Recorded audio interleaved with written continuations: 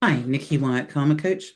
Wanting to talk to you today about archangels and ascended masters, which are really high frequency light beings, some of whom have been incarnated many times on the earth and learned their wisdom, through that.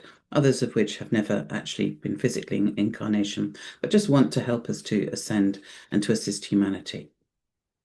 There are, in this particular range, which are made by crystal herbs, there are three archangels and 10 ascended masters, and they are available as sprays as well as normal drop essences, which are quite handy if you want to spray them around a space or into a car or something like that to raise the vibration. So the essences will help you to connect more strongly with any light being that it's attuned to. And the first one I want to talk about is Archangel Gabriel, most famous for delivering a message to Mary about Jesus. So connected, obviously, with childbirth. Also very helpful to call upon if you have a message you want to deliver, and you want to deliver it eloquently and lovingly, and maybe it's a bit of a tricky one. Call upon Archangel Gabriel to help you. Gabriel's very associated with clarity, with purity, with order, with discipline. So when you call upon him, he's likely to bring with him and create harmony, peace, beauty, purity on earth. And he will particularly help you to connect with your own intuition. So one of the things that he's connected to also is water. So, given the purification and the water, if you're doing a detox, I would say Archangel Gabriel is a good one to call upon. He can also help you to reclaim your own innocence. So, if you've had that, in some way damaged, perhaps as a child or even as an adult, another one, he that's another one to think about is Gabriel. If you want to call upon that to be able to reclaim your innocence and perceive your own beauty. Um, the next one I want to talk about is Archangel Michael, probably one of the most famous archangels. He's often portrayed with his flaming sword of truth, and is associated with the color blue. In fact, when you call upon him, you might see flashes of blue light. Archangel Michael is kind of a warrior angel in a way. He brings courage, strength, protection. So if you're but he's really good if you're caught up in something and you're aware that someone's draining you, or you've got something in your energy field you really want to release. Just bring in his flaming sword of truth and use that to cut away any cords, any ties, anything in your energy field that you don't want there. Um, he's very helpful to bring in focus and a sense of protection, whether that's physical or psychic. And remember, archangels can't interfere. We have a law on earth about free will. So even if they can see how much they could help, they can't unless you ask. So do make sure you ask if you want some support. Archangel Michael is, as I say, one of the most famous, but there is also Archangel Raphael, who's been getting quite a lot of interest lately. And Raphael is more connected with healing, with creativity, with truth, and with vision. So you're looking here at using this energy if you have illness, if you have physical problems that you feel are being caused by blockages of some kind, emotional, psychic blockages, or limiting thoughts and negative beliefs. So Archangel Raphael, call upon him, and he will help to dissolve those negative blocks and he will help you also develop your sixth chakra, so you get a clearer vision of how to go forward. Particularly good if you are an empath and you tend to take on the problems of other people, or you work in the healing professions or caring professions. If you call upon him, you'll get this sense of, oh, I've been perhaps drawing on my own batteries instead of allowing healing to come through me and then into the other person. So if you're feeling depleted for that reason, then call upon Raphael to remind you that you are simply a vessel. You are not supposed to be giving from your own energy. And the last archangel in this range is Uriel. Uriel is all about peace. So if you're feeling angry, anxious, anything that's really disturbing you emotionally, call upon Uriel and he will help to dissolve fear and anger and bring you deep peace within yourself. And from that point, you can deal with the situation, hopefully in a much easier way. He also helps to develop insight and clarity, and often has a very creative take on how to resolve a conflict. So if you're there thinking it has to be this way or that way, you'll find if you call upon Uriel, sometimes a third way will suddenly arise that suits everyone. That's a win-win. Moving into Ascended Masters, Babaji is the first one. He's often called the Deathless Avatar and hangs out in the Himalayas where he reincarnates quite regularly.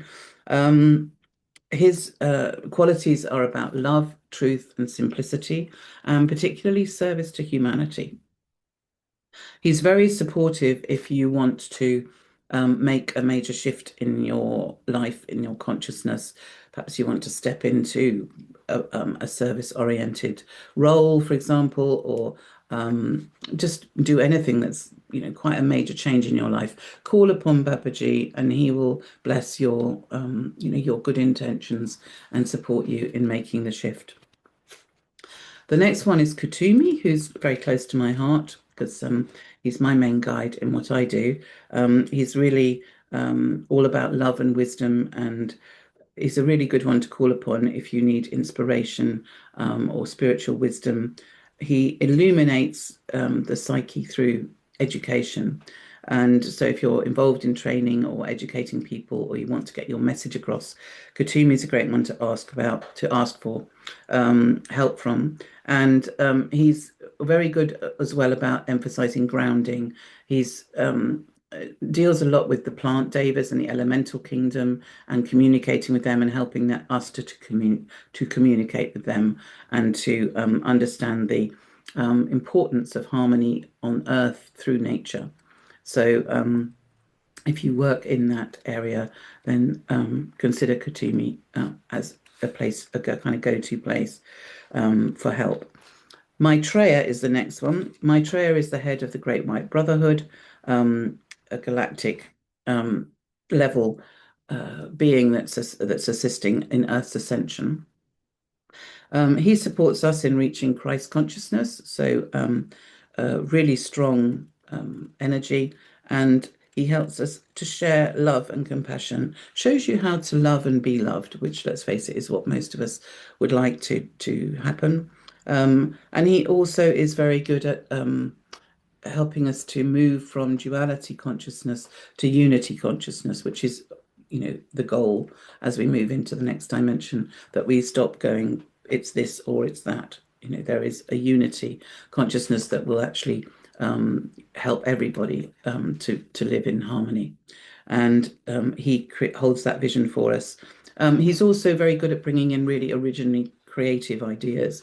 So if you're, been going round and round in circles trying to find a solution, Kutumi is a good one to look for, to call upon. Sananda is the next one. Sananda is also possibly even better known as Jesus in one of his incarnations. He's come through in many different incarnations. And his main qualities are about idealism and devotion and brotherhood. So he will help you see openings and opportunities to serve, to expand your consciousness, and to release emotional blocks. So if you want some clarity, and particularly if you want comfort, Sananda is a really good one to call upon. It's like a great big warm hug sometimes when I call upon that energy. The next one is Divine Mother, which in the West would be considered Mother Mary, in the East more Kuan Yin. Um, the Divine Mother energy is helping you to connect and balance your feminine energy with your masculine energy. Feminine energy is really about receiving and creativity and nurture and Having a healthy relationship with your feminine energy will mean that you can find greater peace, greater appreciation of beauty, greater compassion, both for yourself and others. Um, and it can also really help to release you from any illusion, this particular essence. So often we struggle within us to find harmony between our feminine and masculine energy, particularly if we've had difficult relationship with our masculine energy modeled to us as children or in our even in our adult life. So that can often prevent the creative spark and desire in the feminine within us from manifesting because we need the masculine to help us to do that.